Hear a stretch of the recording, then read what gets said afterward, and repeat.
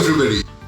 Much has already been talked about the global pandemic, the global crisis that we are facing across countries, across different spectrums of the society, across different industry verticals.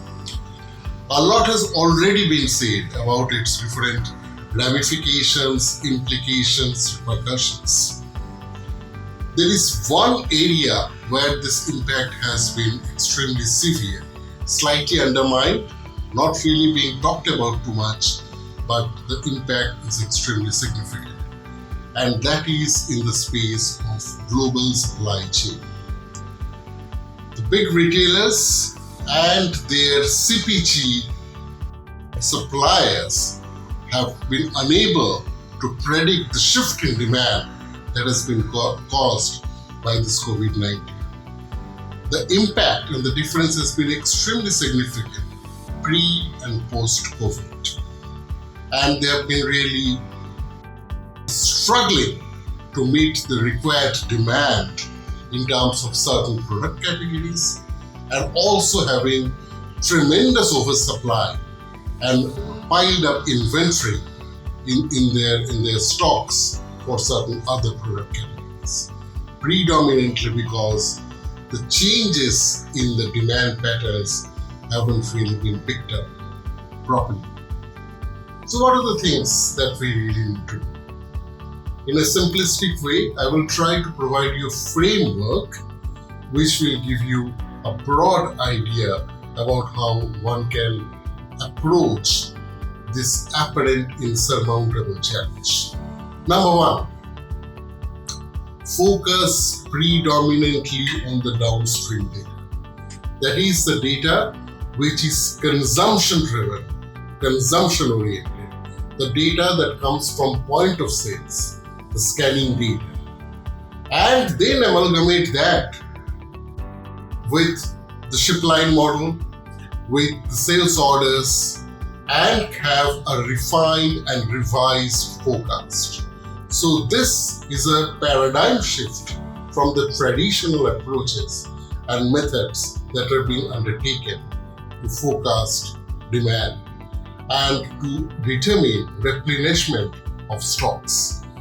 A downstream data will give you a true reflection of the change in consumption pattern, will alert you ahead of time on the signals that are actually causing these demand shifts. And that, along with sales order and shipment information, when put together, will give you a much robust estimate of what needs to be worked on from a supply chain standpoint at the most granular level.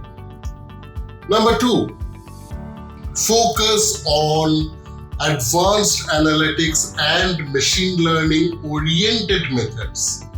Many of our customers who have embraced advanced analytics and machine learning, especially all the cutting edge methodologies that we deploy with our retailer and CPG customers, when they compare now the performance of our tool, our machinery, our engine with their legacy systems, they can see and find the contrast. Our systems and methods, backboned by artificial intelligence, machine learning, and advanced analytics, picks up the signals, the changes, far more easily, seamlessly, and effortlessly in comparison to the traditional methods. Hence, the need of the hour is to move to methodologies and technologies based on advanced analytics and machine learning. Number three, look for short-term forecasts.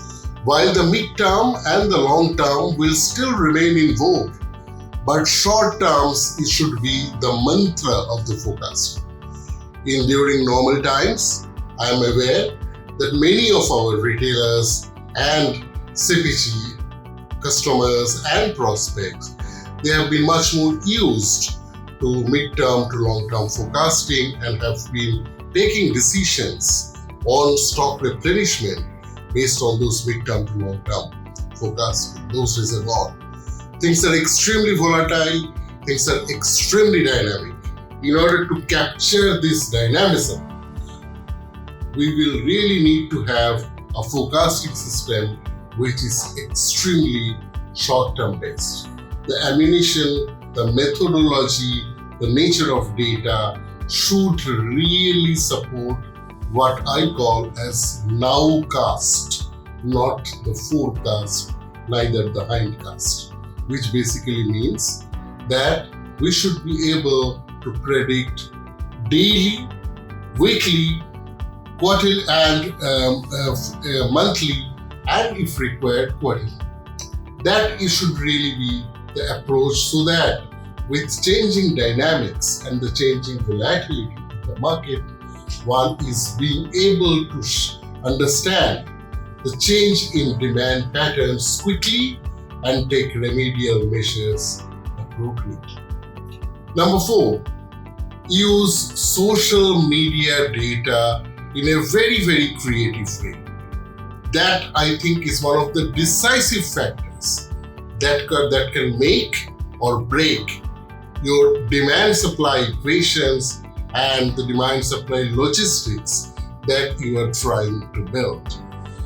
Social listening, capturing useful information from customers, from prospects, what are they talking about, which stores are functioning well, which product categories are giving value for money, what do they need, what they do not want. These are crucial information that are embedded in social media messages, chats, and conversations. Pick them up, create a critical mass, do sentiment analysis, do emotional analysis, and create those inputs for making your forecast far more sharp, far more accurate, and far more direction oriented. Number 5, go granular. That's the key.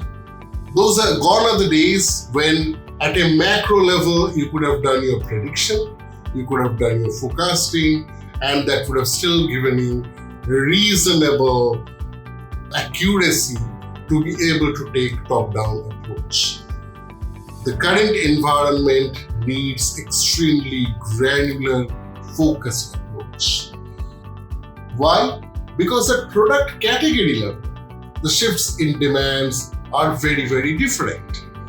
The essential goods demands are going through the roof. Let's say, for example, over-the-counter products, some of them are growing at trade rates. Some of the food categories are growing between 25 to 70%.